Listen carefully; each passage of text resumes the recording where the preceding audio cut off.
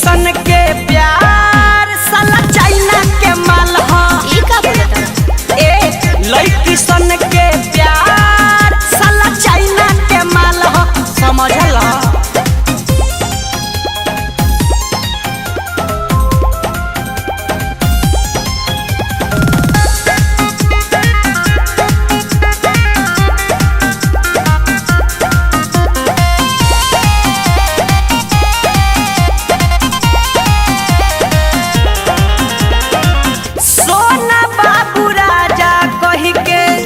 करेली सछल रे तुरली सदिल होला मुश्किल जियाल रे।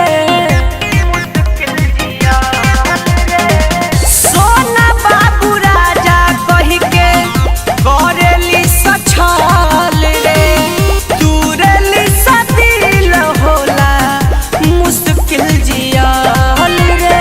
हमरो के दागा बात न बुझो सब करना एक चाल हो। लड़की सन के प्यार साला चाइना के माल हो। लड़की सन के प्यार साला चाइना के माल हो।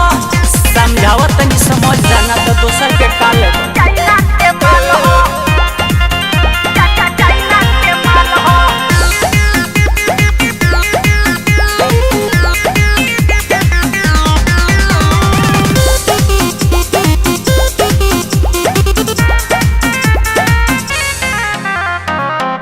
इंद्रजीत टाइगर एक बेर कर विश्वास हो।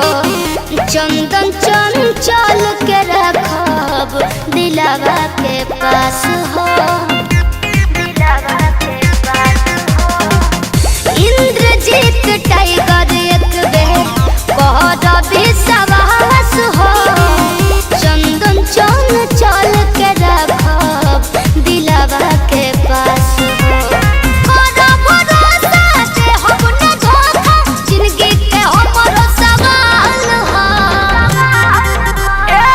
लड़की सन के